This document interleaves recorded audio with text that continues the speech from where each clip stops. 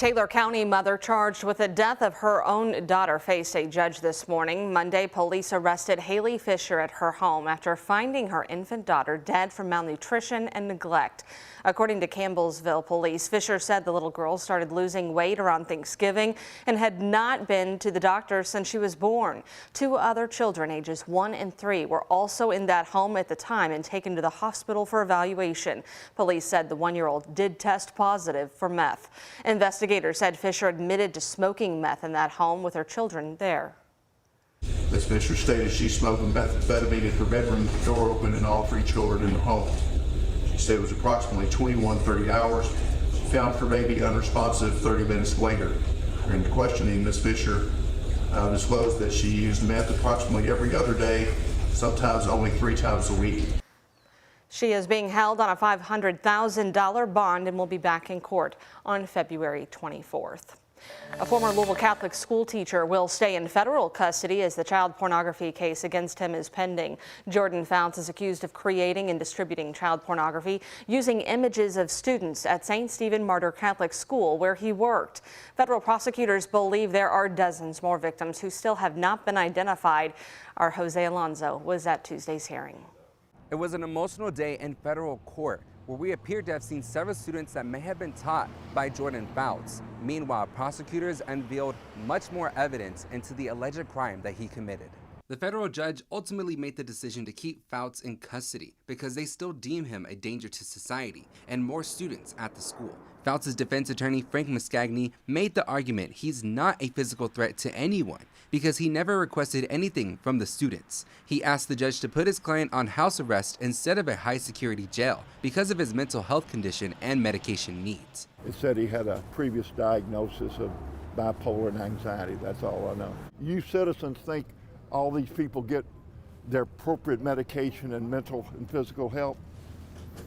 No, that's why I was angry. Federal prosecutors say the evidence they've obtained is deeply troubling. They claim that Fouts fabricated sexually explicit images of his students using real photos, including graduation pictures. And they say Fouts could still have access to more unidentified victims, making him a threat. The judge agreed with this reasoning.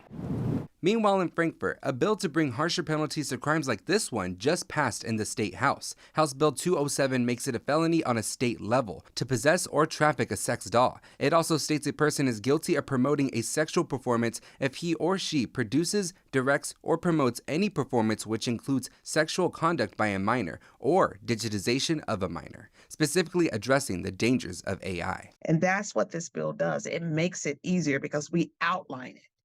If you are found to have done these things, bought sex toys that look like children, made AI pictures with children, then you can be prosecuted under this statute. Back in Louisville, Muscagni says his client has pleaded not guilty. A grand jury will oversee the evidence and decide whether to indict. Fouts will be back in court February 26. Until then, federal prosecutors are still looking to identify the unknown victims. Jose Alonso, WHAS11, on your side. If you believe your child is a possible victim in this case or you have any information, you're asked to email the local FBI division. Take a look at the bottom of your screen. We've also posted that information on our website at WHAS11.com. Well, Fifth Third Bank is moving out of its 4th Street skyscraper in downtown Louisville and headed to Nulu. Alex Dieterer and photojournalist Elijah McKenzie spoke to one business owner who's calling the move a step backward.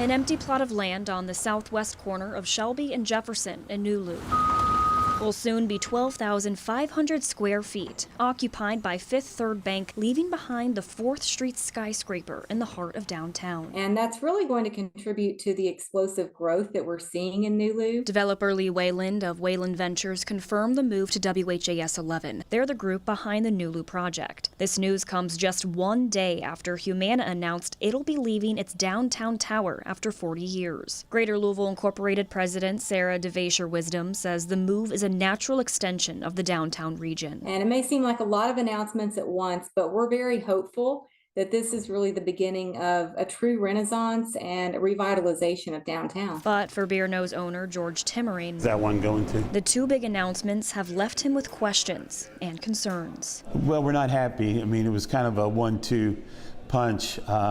Humana has been a great corporate citizen. Fifth Third Bank and the building that they've had there on 4th Street has been a big part of downtown for a long time. So they're hits. Timmerine just moved his restaurant from near the 2nd Street Bridge further into the heart of downtown. He wants to see people moving to downtown, not leaving. To me, life's about momentum, and when you have two things like that, it kind of hurts your momentum a little bit. So I want the downtown momentum to just keep on growing. Alex Dieterer, WHAS 11 on your side.